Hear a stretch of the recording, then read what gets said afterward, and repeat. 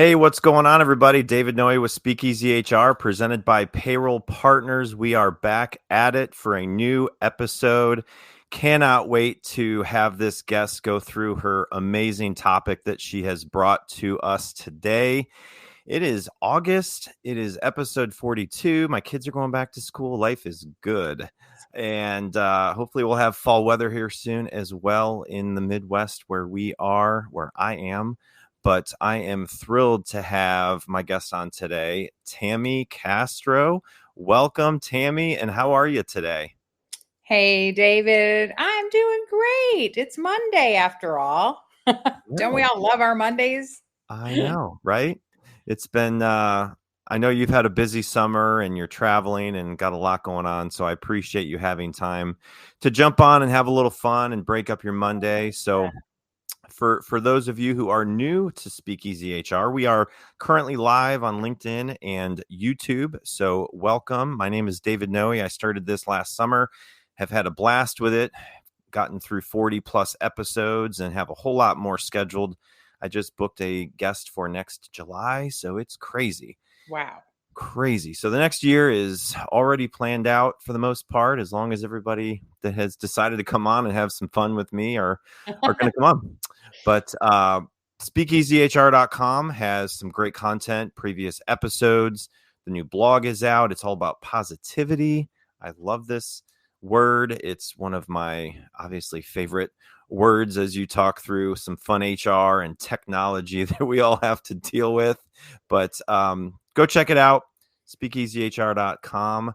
And I recently joined this amazing community of podcasts, Work Defined podcast community. So if you haven't heard of Work Defined, go check it out. It's WRKDefined.com. Over 50 podcasts about HR, payroll, and everything in between, recruiting. So check it out, and would love to hear some feedback from you. But anyway, Tammy, Sounds like a dream website for those of us who are HR tech geeks, right?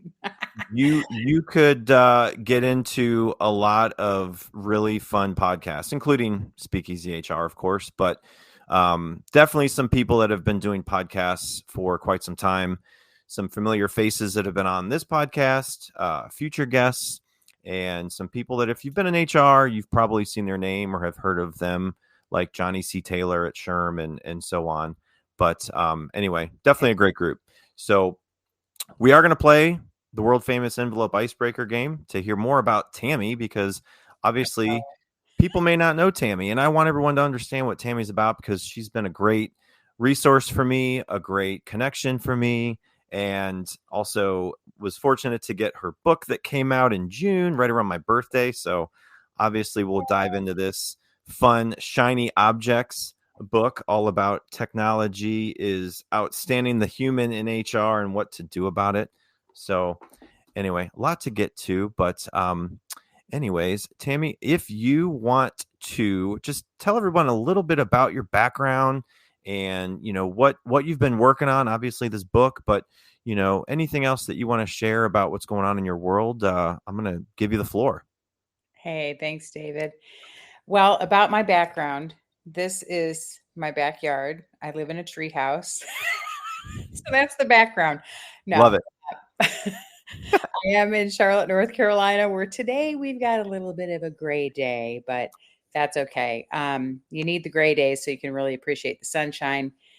We moved here about 10 years ago. I lived in Arizona prior to that. Definitely lived out west for a while, but I grew up in Ohio. And so I'm kind of like the Midwestern girl who's gotten to travel all over the world, be blessed to do it. And I'm in the HR technology space just accidentally. It started like 30 years ago. Accidentally. I like to say that, I started in that office as an HR coordinator, needing the help of technology at the time. And here I am, fast forward 30 years, and I've been through a lot of the generations of software. And so now we have a company we launched over 10 years ago called I Am HCM Consulting. And it's really to offer services to clients who are using any type of HR payroll software. We don't sell software.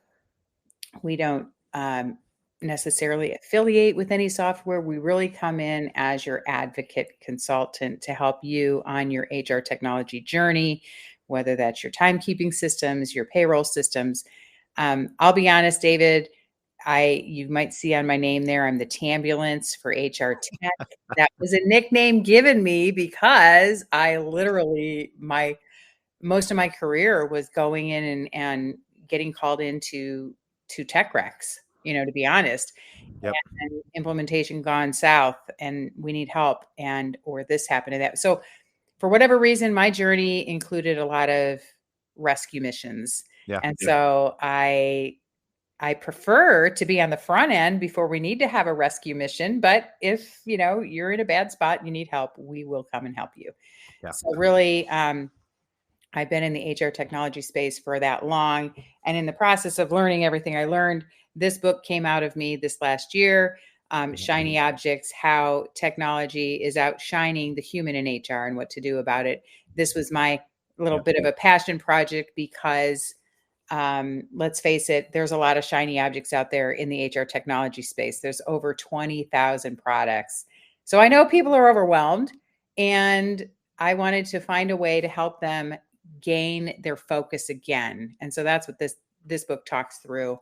But in the process of doing that, David, as you know, because we've had other conversations, it's becoming very clear to me that trust is really at an all-time low in our world.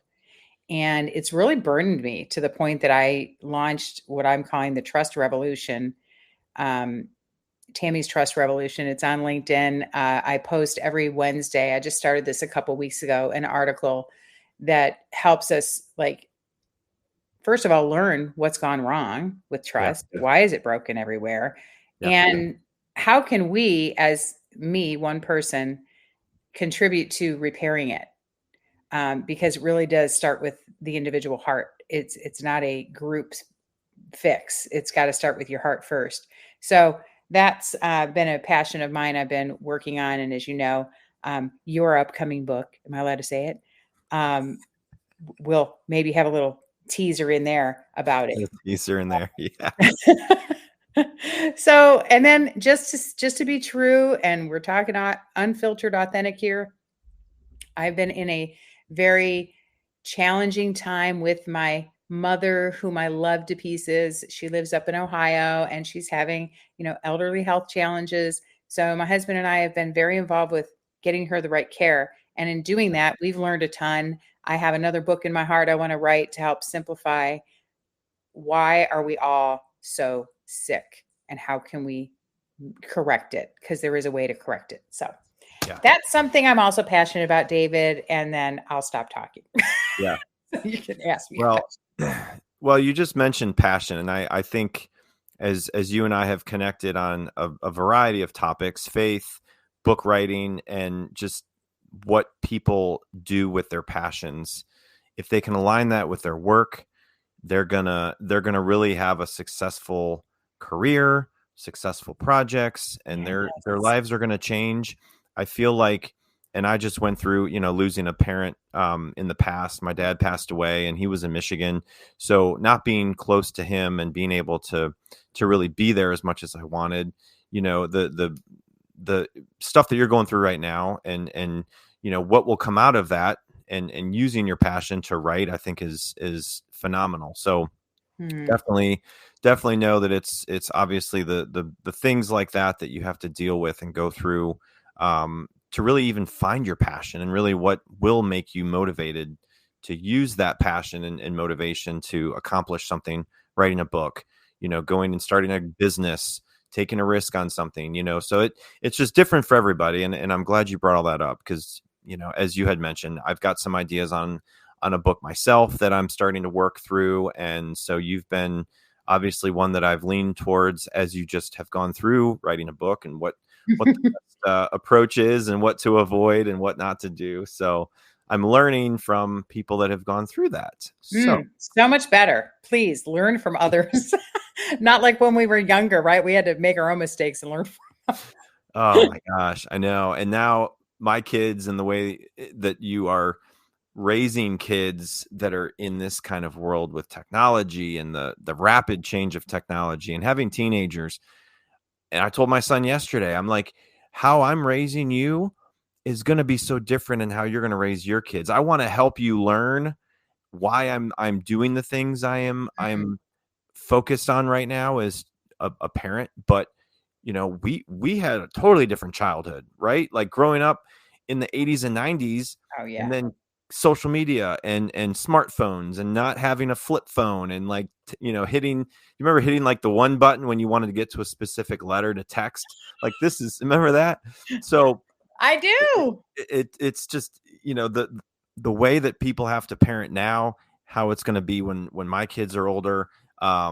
It's just going to be completely different. So trust and passion and these things are so important. And I love your topic, and I'm so excited to get into it. We got to get to the world famous envelope icebreaker game first, but hopefully everyone now knows a little bit about Tammy. If you have not heard her in her other LinkedIn content or have seen her book, definitely recommend this. This was one of my reads over the last couple of months to go through over, going to soccer games and sitting in parking lots and waiting for kids sports to start. I would just sit there and read. So very nice. And the ebook is coming out soon. So those of us that prefer the digital, I like having one in my hand, but I thank you, David. You did write one of the wonderful referral statements, references for the book. So thank you for that. Yeah. It's back. David, you're famous, right? Yeah. Is that what they say? You're in a book now. I love it. Anyway, we have fun. So we are live on LinkedIn and YouTube. Deanna, thanks for watching. Appreciate your support. Deanna. So I know it's on my platform accounts for YouTube and LinkedIn, and I know Tammy's got it on hers. So if you have a question as we go through this topic, anything that comes to mind, just throw it in the chat. Would love to hear from you. That's why I love this being live, because I get to hear from people that are actually watching it live that may have a question, and you might have the same question somebody else has in their mind. So don't be afraid to go in and type in the chat a question, and we'll take a look at it. Bill, thanks for joining. Been 15 minutes, folks. Got to run. Appreciate you joining, but definitely will catch up with you at another time, Bill. All right. World famous envelope icebreaker game. You have 1 through 15, Tammy. So as this little intro is playing, think of a number 1 through 15, and we'll let you pick the first number. Hold on one second. Okay.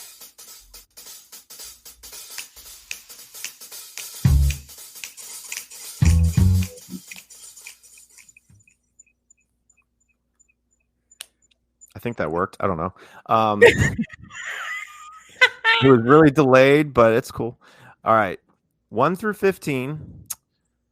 If you have a favorite number, what is that? 7? I was going with 7. 7. It's just... Okay. We got 7. All right. Number 7. Have you watched other episodes? Do you know what's in this envelope? I have watched part of episodes, but I don't know what's in the envelope, David. Okay. Well, these are new. These are new questions from year 2. So they just started in July. All right. What's a random skill or talent that you... Hold on. What's a random skill or talent you have that people are always surprised by? Ooh, surprised by. I don't know. The first thing that comes to mind is singing. I actually sing, or Really? I recorded a Christian CD back when they were CDs and tapes, Really? Yes. And I traveled all where God opened doors. I traveled and I basically shared my testimony through song. Yeah. I got to go to incredible places, Brazil and Europe and other places. And I would basically share my story through song, and got to invite people to, hey, if they want to know more about this Savior of mine, I was introducing him. So that was a surprising, I guess, talent I have. I didn't know that. Very cool. Well, I won't make you sing unless you really want to, but that's really cool. That's really cool. Well, thank you. All right. One more question. 1 through 15, not 7. What do you got? 8. Number 8. Going close. All right, number 8, and we got. What's your? I wasn't expecting to love this moment in your career.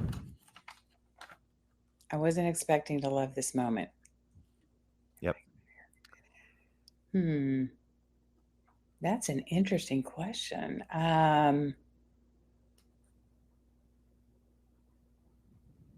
I think for me, probably the biggest thing in my career that I didn't expect to love because I didn't give it much thought was the importance and incredible, what's the word, where you really feel like you're accomplishing something meaningful Yeah. because of the people in my circle and the Yeah. people that I get to work with. Never gave that much thought. If you read my book, I kind of confess it in there. I just thought this was like, hey, you're a warm body. Come here. Let's get some work done. Yeah. And then God showed me, first of all, it's a lot more responsibility than that. But second of all, wow, it's so incredible when you're pouring into people and you see the lights go on and just, Yeah. No, that's great. Thanks for sharing that. All right. Brand new for year 2. Icebreaker game lightning round. So let me just pull that up and you get to pick from here. Where did it go? Uh-oh. I see a circle if that's what you're looking for. Yeah. Click to spin. There it is. I just had to go to the other screen. It's cool. Here we go. 5 questions. Hey, anybody watching this knows exactly how we feel if they've tried anything like this. Well, it's just me. I don't have anybody helping over here. All right, here we go. If we were actually in a 1920s speakeasy, what would be your secret code name to get in?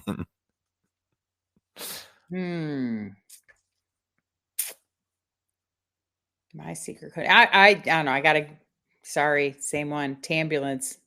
Tambulance. Name, yeah. Tambulance is at the Okay. door. Yeah. I've been in a couple speakeasies, and it's funny because it's kind of like you get in, but you have to be able to answer a question. There's no like secret code. So it's like you need to know something that most, if you know bourbon or like back in the day, like, so it was something around the history of prohibition and the speakeasy. So I've seen that. I know there are some that have like secret codes to get into as well. That's a part of it. But anyway, well, I haven't been to one in a while. Okay. I actually, my niece, when she turned 21, it was her like wish. I want to go to Speakeasy. Well, we happen to be down in Greenville, South Carolina, and they have a speakeasy down there. So we went, and it was all that you'd expect it to be, with the curtains and the secrecy and, the smoke coming out of the drinks and, fun stuff like that. So it was in October, so even more mysterious, All right. Well, we all know a little bit more about you, Tammy. So thanks for sharing all of that. Now I know you can sing. That is awesome. So just a few messages from our presenting sponsor, Payroll Partners, and then we're going to get into your topic all about trust. So give me about a minute and you can grab something to drink, and we'll see you here in 1 minute. Finding a new employee takes time and money. For one position on a single job board, you could easily spend a minimum of $5 to $10 a day advertising a job post. It's worth noting that the average time it takes to hire a new employee is 36 days. However, it can take longer than that. You could find yourself paying hundreds of dollars a month for a single job board. And if you're using multiple job boards for multiple positions, this could add up to thousands of dollars a month. There is a much simpler and more affordable way of finding the right candidate. At Payroll Partners, we offer an applicant tracking system to help manage your hiring process. Our ATS is customizable, allowing you to decide which days you want to run the job and when to close it so you don't break the bank. And this feature lets you e-blast your network, posting jobs on multiple boards at once, all managed in one location. Payroll Partners, elevating your payroll and HR experience.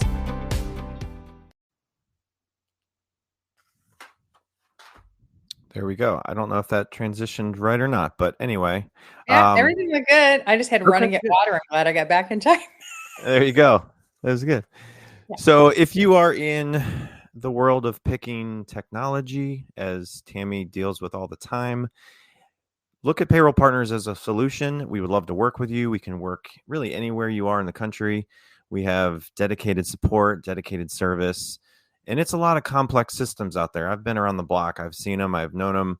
And I was once a prospect before I actually came on board as an employee at Payroll Partners. So definitely lean to us as potentially one that can just kind of evaluate what you have. And, if it's something that we can help you with, great. Or if you know Tammy and you're just fed up with who you're working with, look us up, payrollpartners.net. Would love to at least have a conversation and see if we can help. So, all right. Well, the top shelf topic today, when Tammy, we connected, and what I do with every guest, I ask them about what's going on in their lives.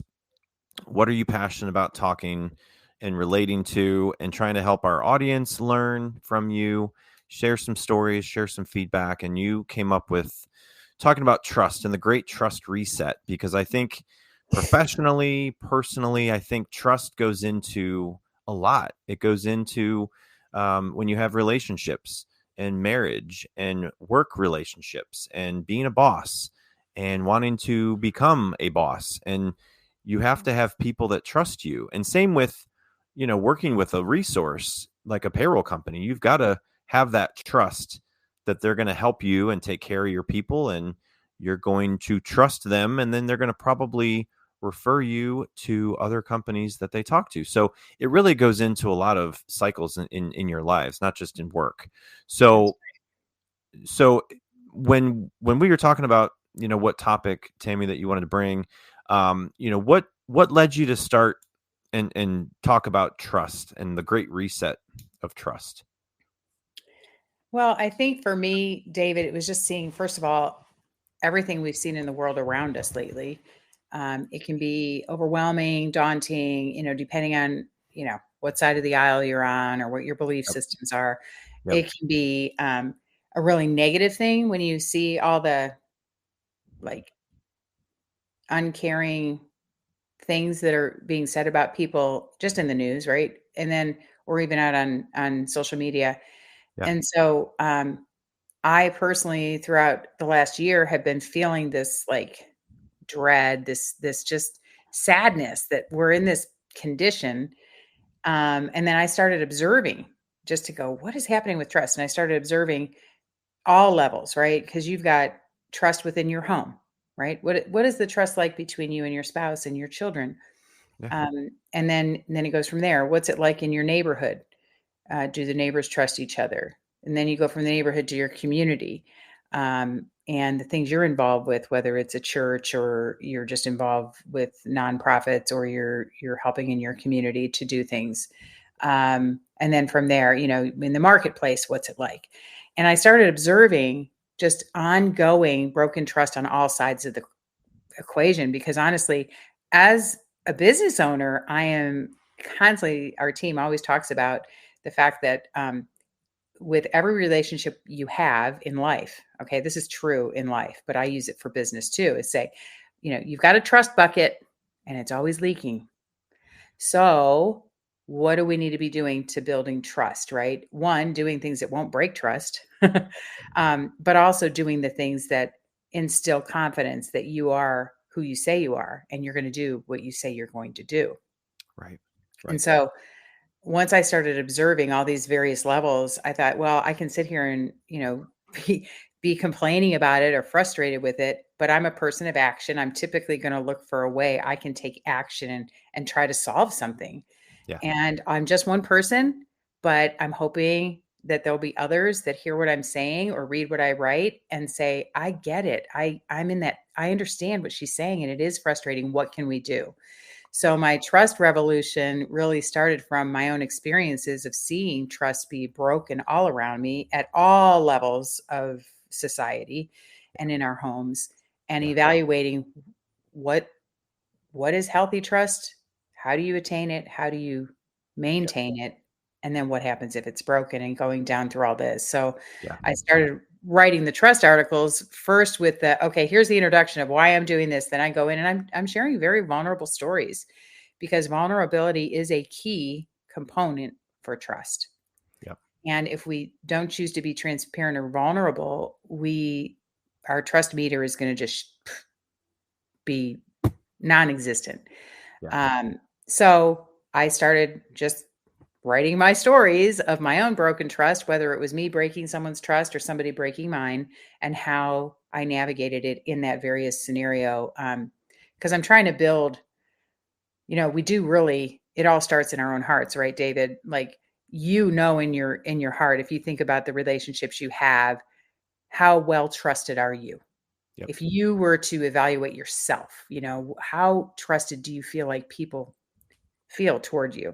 Right. And then to even ask some people, what's your trust level with me? And just be honest. I've done this with my team. I said, what is something I've done that has gained your trust, and what's something that I've done that has broken our trust? The Use Case Podcast is where technology vendors get to talk about themselves. And it's a wonderful place for vendors, investors, and practitioners to listen to the story of the solution, the features, the benefits, the attributes, etc. And we get to know the CEO or founder during the call, and we also get to know the tech. So subscribe to the Use Case Podcast. And let's evaluate this, and having those conversations openly being had as part of your organizational culture, I think is a key component of having trust in your organization. But we as humans need to ask ourselves, am I trustworthy, or am I kind of like a fraud when it comes to these things? Are you right? Yeah, absolutely. You just answered a few of my questions in that.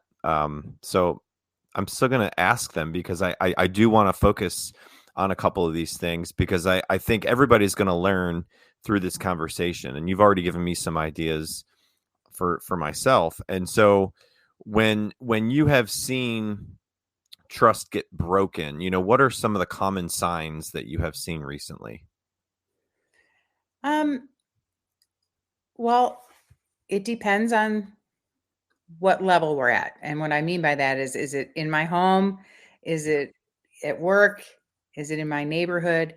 It looks different, right? But the key component is, I think, when trust is not present, truth is typically not always present. It doesn't mean that everything's false. It just means that there's something someone's not comfortable enough with, sharing, because they don't have trust in who they're going to share it with.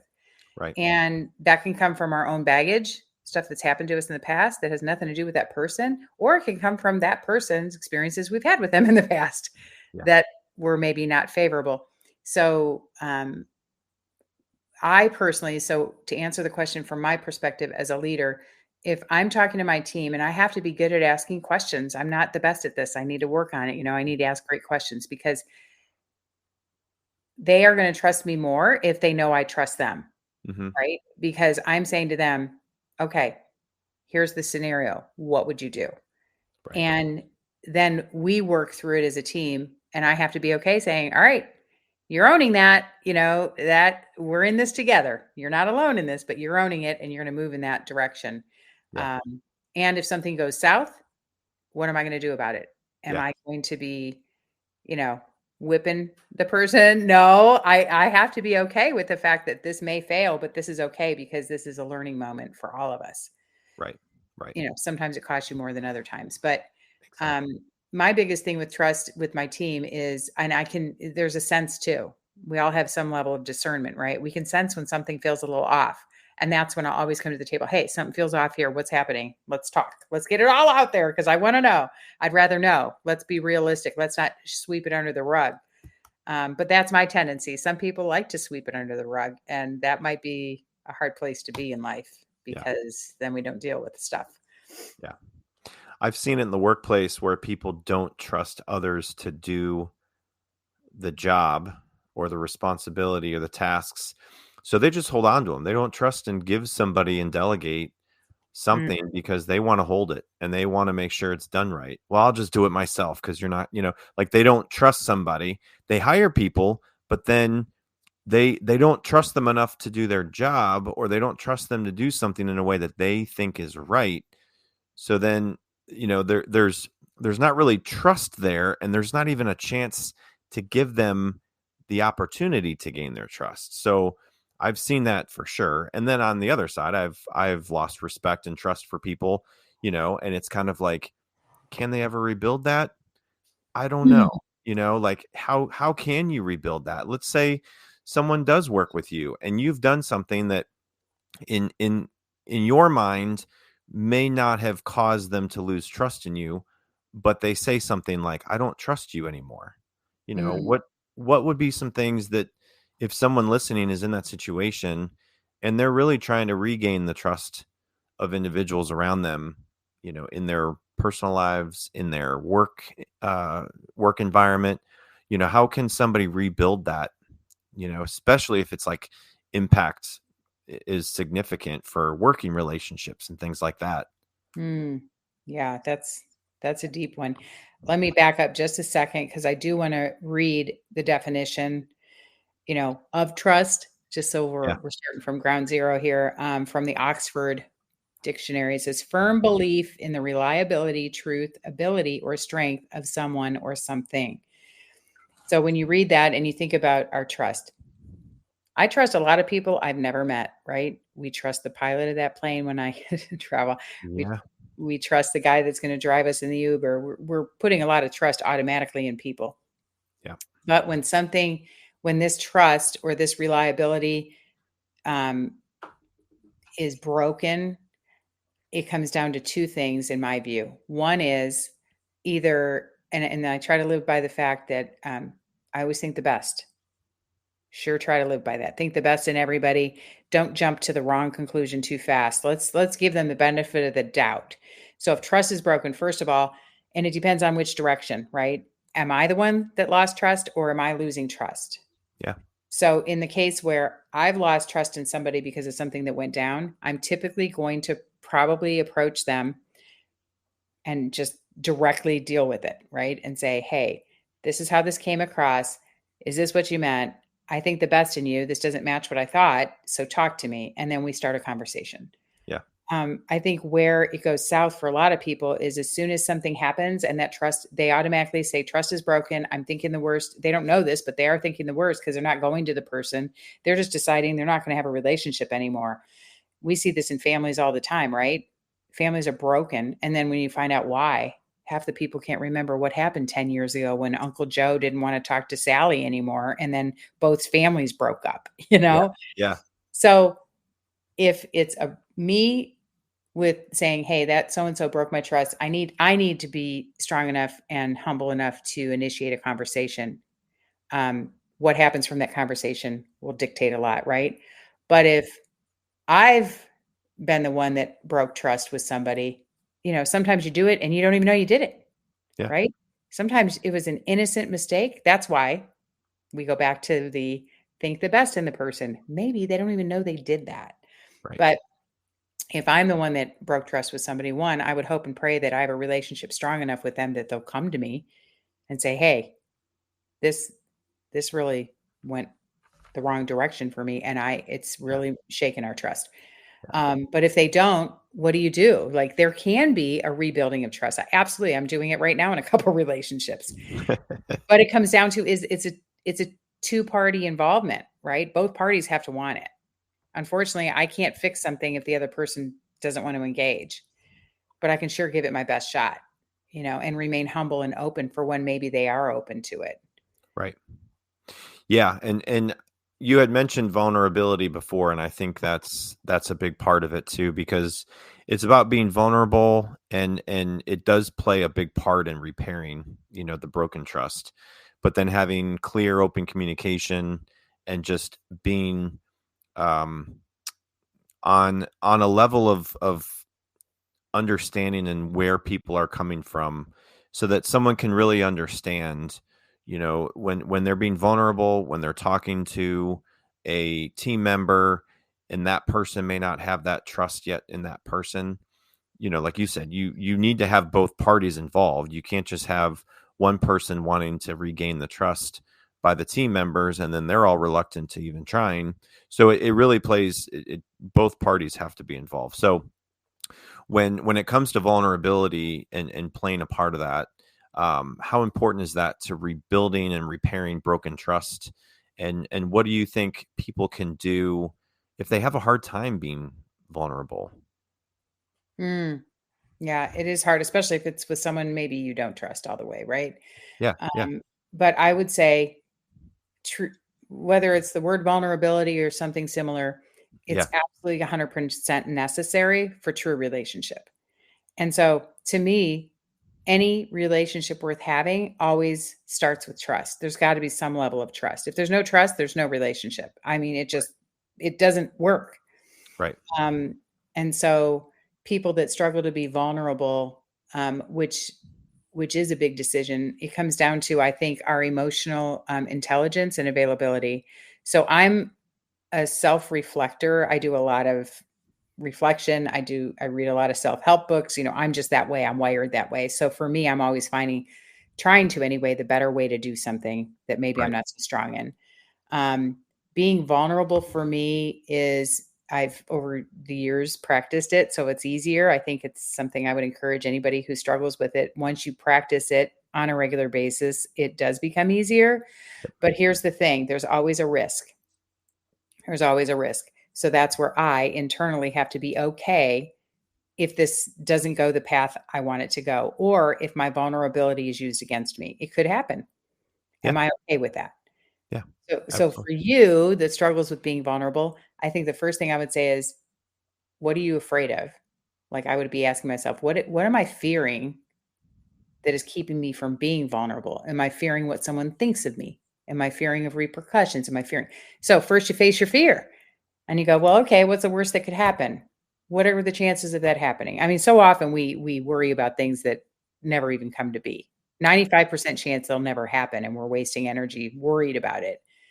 So I say try it. Vulnerability is the key to all relationships. Hopefully, you're vulnerable with the people you're closest with in your family and your lives, because if we don't have that outlet, it's a sad life to live. Yep, Have to find that place to be vulnerable.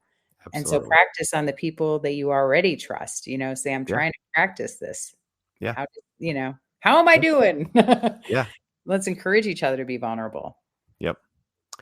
Um, so going into leadership and how leaders in an organization can demonstrate the importance of trust within their teams and the organization, how can they do that if it's not been something that comes easy to an organization, especially as people are maybe worried about their job and maybe they feel like they're going to get laid off, Mm. or they don't know the future of the organization and what it looks like, if they're going to be a stable company, giving the person all the opportunities that they had been promised when they started.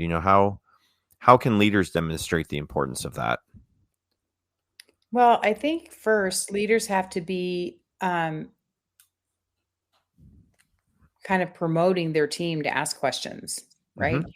I want my team to always come to me with the questions, because their questions are valuable to me. They are Right. going to probably, un- reveal some things to me.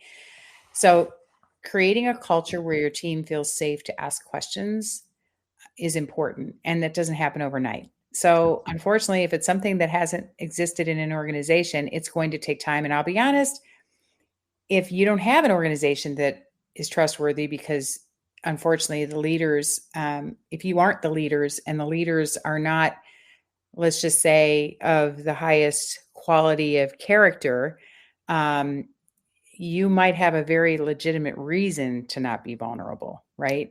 So I would say, just as the word of God tells me, because that's what I follow in my life, it says, you know what, don't cast your pearl before swine. So we're not going to say things in front of, in this case, it's pigs, right? You're not going to put your pearls on the pigs. We're not going to say things that are vulnerable and open and intimate about our lives to someone who is going to use it against us. Right.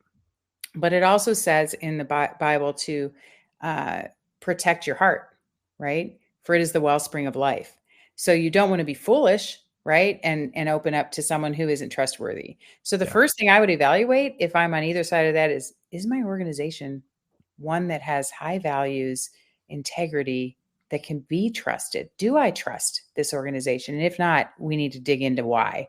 And for Right. instance, if I was talking to a team member right now and they said to me, something's not sitting right with me, and I'd be like, great, let's hammer it out. Let's ask questions. What is it? Let's discover what is it inside you that isn't sitting right now with us.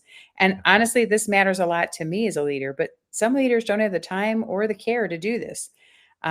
So you really have to, as a leader, look inside yourself and say, am I creating a culture that will promote trust to me and trust within our team?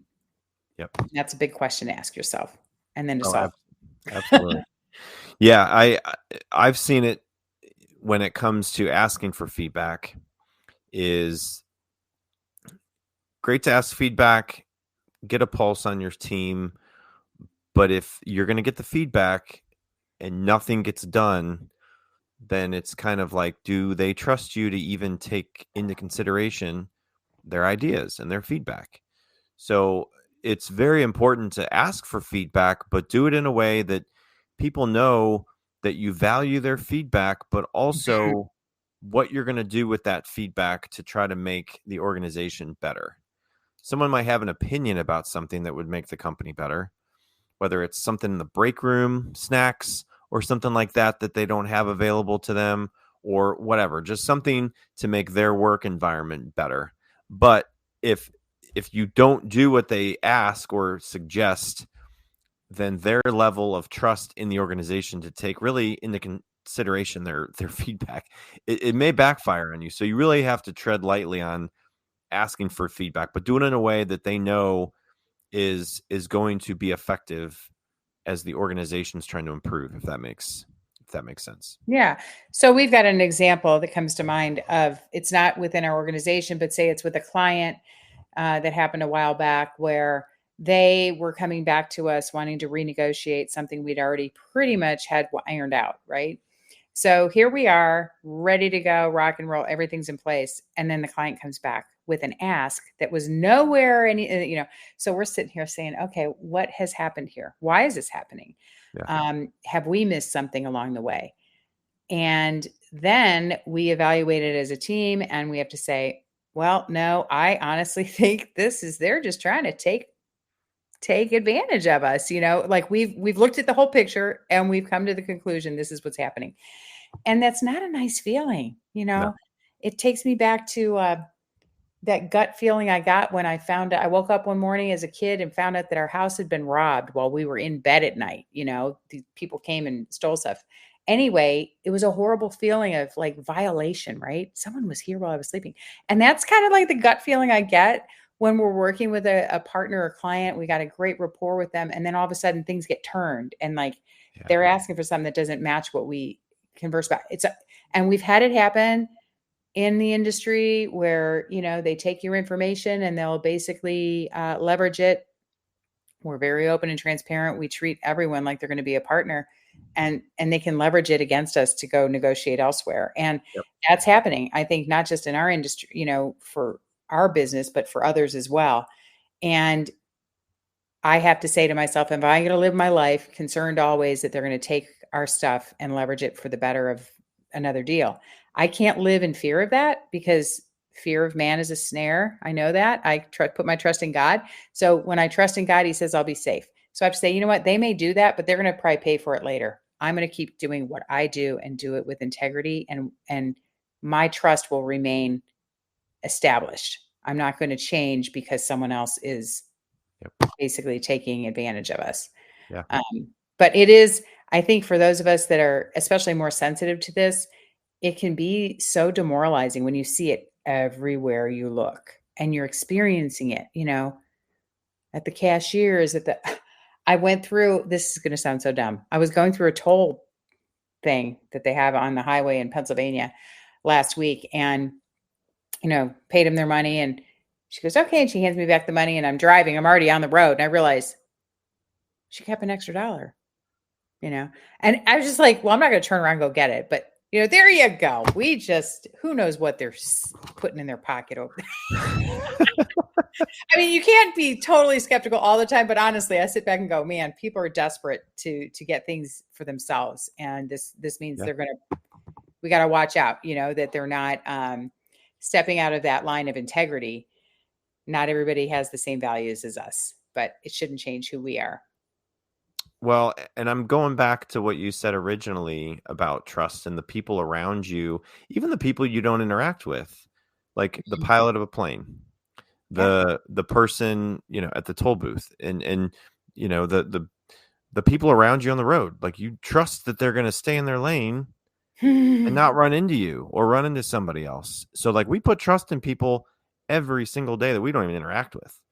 So I know. And David, I got to tell you though, real quick, that the same thing happened to me with, and it's happening all over the world right now with what's in our stores that we're buying food.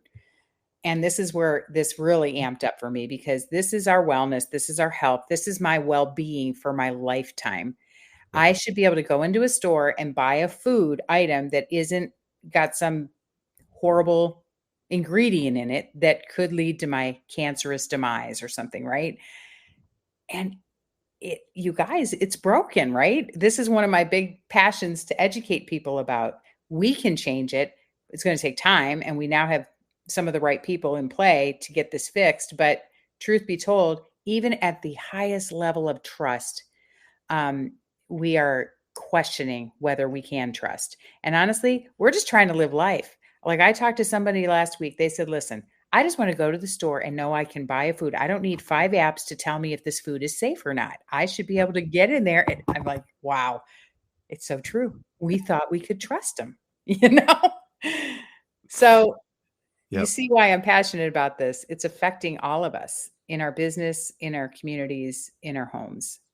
Well, this is what my wife does every day. She's in health and wellness, so you two need to talk because Oh, you're right. We do. I mean, she's yeah, taught me a lot. She's taught me way more than I ever thought I would know about nutrition, and it goes into it goes into a lot of just your day to day attitude and mood and productivity. So it's all aligned. I know we weren't supposed to talk about that today, but it really is, okay. because Yeah, then trust is broken in our food industry. How can we, oh yeah, s- yeah, it's everywhere. yeah, It's difficult. But what you can control, you can control how you interact with people, right? You can right. control how you try to motivate people around you and lead with integrity as a leader in your organization, or try to set the example for other people who want to be future leaders in an organization. And so, if people are trying to restore trust and are challenged with that, it can be a very difficult situation. And I look at a certain example of an organization promoting somebody that is not a manager. They are a peer of other people, and now they have to manage those people, and it changes the dynamic of the relationship pretty quick, right? So if I was not your manager, Tammy, I was your coworker, we'd go out for happy hour, we'd hang out, like we'd have a good time at work, and then one day we find out that I'm now your manager of the department, and things are going to have to change. We can't be like best friends, or we can't, so now it's like you're trusting me as a previous coworker that we had a good relationship with to now be your manager, and I have to be fair with that. So it just puts someone in a very difficult situation, and then it's how can you put that person in a managerial role that will be trustworthy around, with the people around them. So I'm wondering if you've been in that situation, or if you've seen really how that's been successful for people who might be listening that maybe aren't a manager right now, but maybe in the next year they might become a manager. What would be kind of your advice to them as they're building a team, as they're in their first manager role, and how trust goes into that day-to-day interaction, right? Sure, sure. And honestly, it starts now. You Yeah. know, be a trustworthy person. And I'll be honest, when I was younger, in my early 20s, maybe even early 30s, these weren't big philosophical things I contemplated, right? I'm just doing my job, doing my work. And even when I started the company, I talk about it in the book. I talk about it in my trust articles out there on LinkedIn. But, I screwed up. I had the wrong perspective on something. I came in, with my head in the clouds and had to figure this out and realize that, wait, this is going to take a little more effort here. So I would say start now. and ask yourself, am I trustworthy? Am I a good friend? Let's just start with that question. Am I a good friend? Yeah. Or do I make up little white lies because I don't want to go to group tonight? I don't feel like going to that thing they're doing, whatever. I'm going to say I'm not feeling well, or I'm going to make up a little white lie. I can't do white lies. Oh my Lord. I get so convicted. It just doesn't work. It's not worth it. So are you telling white lies?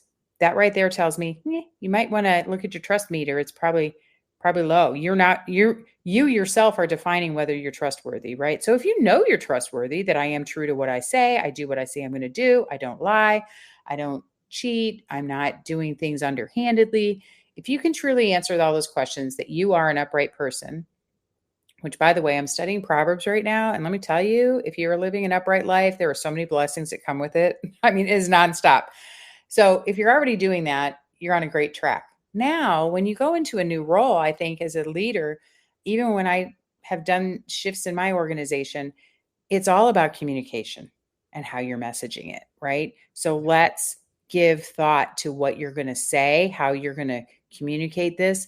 Like I even tell it to people that are trying to basically recover from poor behaviors in their world, in their life. I'll say, okay, you're going to go into this, but your family doesn't know you're trying to change.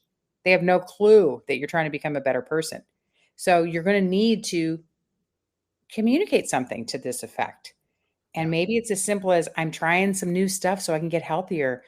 So please support me when I say no. But when you go into being a leader and you're going to be leading a group, I would start with, hey, we were peers before. Now we're in this new role. Let's figure it out together. I'm not here to lord anything over you. I really want to see you succeed. So if we can keep good communications open and see how this all gels, because if you engage them and you invite them into that storyline, oh my gosh, right there, you've already knocked down all the barriers. Yep. Because they're probably thinking, oh, great, now she's my boss. A wall goes up. So it's our job as the leader to make sure that wall stays down and that they feel free to communicate freely. Yeah.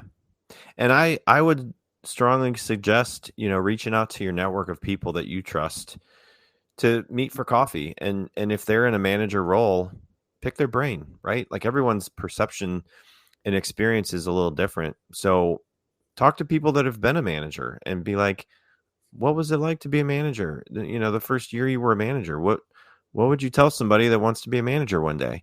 It could be someone not with your organization, just someone in your LinkedIn network or your church community, or just anybody that is somebody in a position where you want to be in the future. So maybe you don't look to them as like a mentor yet, but they could be more of a mentor as you grow. And so you might get some good advice from those people that you trust, obviously, to give you good advice, right? So, I would reach out to your network. I've done that with similar things, not manager situations, but projects and things that I've worked on personally, professionally, and try to get people to give me feedback and just help me along the way. So definitely use your network where you can, because there's power behind that. Getting some coaches in your life, if you can't afford an actual executive coach or a leadership coach, there's plenty of free information out there that can help you excel in these things. Oh, yeah. Absolutely. And I would say, just remember always in life, right? We all have these trust buckets, but they're always leaking, even if we haven't done it, and especially if we haven't done anything, right? We need to keep inserting, why should I trust you? And in marriage, it comes in different ways than how it comes when you're working with people, right? It's different depending on the category. And I think it's this week's Truth Revolution post, I'm actually including, it's about how we develop trust in our neighborhoods. And I include a little, a kit, a neighborhood trust starter kit, where you can learn, what are some actions I can take to build trust with my neighbors? So it's literally start with the simple things in your life, and then it'll follow through with your business and all the bigger things that come your way. Yeah. Do you have that pulled up on LinkedIn? We can show it while we're live for a few more minutes if you'd like to bring it up. Sure. Let me see what I got here. Because now we're Restream pros now, so we know how to do this, right? Oh my gosh. Okay. Did it show up? There we go. Okay. So this is this was last week's post. and then the fall of trust in America. That was my first post to introduce it all, and put together this cute little logo. So when you see that, you'll know it's one of my trust articles. And really, I invite you, please engage, like comment, tell me what you think, tell me what you agree with, disagree with, or what you've experienced. Because honestly, the more we can converse about these things, I think the better it'll be for all of us. Yeah, definitely. Yeah. So there's my page. Feel free to connect with me. It's Tammy on LinkedIn.com. I saved that probably 20 years ago. Tammy on LinkedIn.com. It's super easy. Or you can go the hard way and just search for Tammy Castro. Very good. Yeah, definitely follow Tammy if you have not connected with her on LinkedIn. If you are considering buying her book, obviously you can find it out there on Amazon, being an Amazon bestseller. Congratulations. That's awesome. Thank you. Very cool. But we are offering a special with People this. like you. Yeah. So if you haven't gotten this yet, and all you've got to do to get a copy is to email Jennifer at That's right. Jennifer at IamHCMconsulting.com. It's right there on your screen, people. If Dave messes it up, you got it right there. That's right. Jennifer at IamHCMconsulting.com. Did I do it right? Yeah. Yes. Perfect. So yeah. you're listening and to the audio. I'll even sign one and get it sent to you. But really, I just want to start a revolution of building trust, but also helping companies avoid the shiny object syndrome that's out there. We've got some fun things coming with a boot camp around shiny object syndrome, a prevention checklist, how you can avoid it. And, I'm trying to reduce this huge number. It's $2.4 trillion lost annually, you guys. Trillion's a big word. And I'm just going to leave you with something kind of cool. My husband taught me this, so I could understand what a trillion is. So if you have 1,000 seconds, right? Or 1 second is, say it again, 1 million equals 2 weeks. Here, he's helping me out. Okay. 1 million equals 2 weeks. Okay. So 1 billion equals 32 and a half years. What? So what's a trillion? Oh my gosh. So a trillion is 32,500 years. Wow. So I'll say it one more time. So 1 million equals 2 weeks. 1 million seconds equals 2 weeks. Yep. 1 billion seconds equals 32 and a half years. But a trillion seconds equals 32,500 years. This is anyway, so we're losing $2.4 trillion annually. We need to get that down. Quit this 42% failure rate on the HR tech solutions. I'm not trying to sell you any software. I am here really. My team wants to help you navigate the journey of HR technology so you can do it successfully. Yes. There you go. Yeah, it is complex. And even for somebody like me that have been around the block a couple of times with technology, it's all specific on the situation, because I've been in healthcare, I've been in construction, I've been in a PEO, I've been in, now a payroll company. Like it's not always going to be best for your organization, right? Like you work with specific company sizes, we work with specific company sizes, and I'm sure at some point there's alignment, but it's not always going to be it's not always going to be the case. So like, I'm not here to say we have the best software, we have the best this. Like there's a lot of good software out there. I've used them. But it's when you have a problem and you have to find a report and you have to find this and you have to call somebody and you want to have a good experience as a customer. Same with anything else. Like you have a problem with your cable provider or your cell phone provider. Right. Like you want to have good service. You go to dinner, you want to have good service, right? You want to buy a car. You probably dread going to buy a car if you've always had bad experiences. So you don't want to switch payroll companies if you've always had bad experiences. So it's all relative to your situation. And I think what Tammy and her team does is really dive into your situation to give you the right resources so you don't have to spend all the time researching, doing your homework, doing all the demos. I've done all the demos in the past and all that fun stuff, and it takes a lot of time. It's like having a part-time job when you have a full-time job. Oh, it is. Like there So, is no easy answer for it. I wanted to also make sure I qualify, here I got you checking out, telling you to write Jennifer. I do want you to know she's a real person. This is her. This is Jennifer. Look at hold her. on. Charity There we go. Humanities. Okay. Yay, Jennifer. She will pet your dog if you have a dog in the room. But anyway, so this is Jennifer. She's our connection enthusiast. She's amazing relationship growth person, and we would write her. She will get a book to you. I promise. Definitely.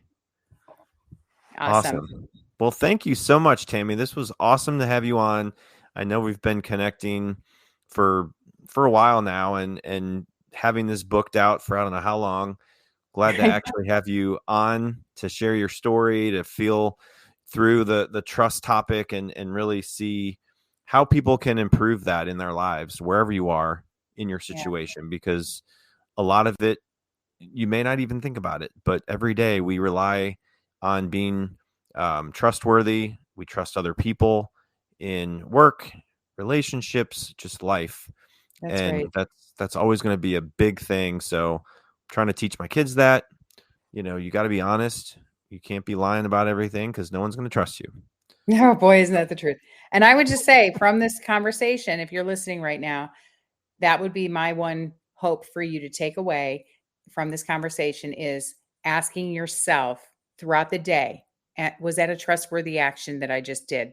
In my Yeah. saying that, did I build trust or break it down? And honestly, even if that plants a seed for you, that is better than anything else I could have given you, because that's you self-reflecting all the time. Is this, I do it, you guys. I'd be like, oh, seriously, why did I even say that? That was not true. I got to go back and fix that. You know what I mean? It's like we have to be constantly reflecting on if we're earning trust with people, if we deserve it.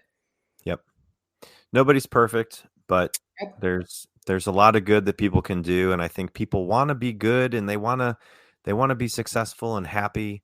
So the more you can show that, the more you can help other people. And Tammy, I learned a lot from you. I'm going to re-watch this and probably learn even more. So I appreciate everyone watching that's been David. on live. Appreciate everything you've done, Tammy. And again, definitely recommend this as your next read if you are a reader.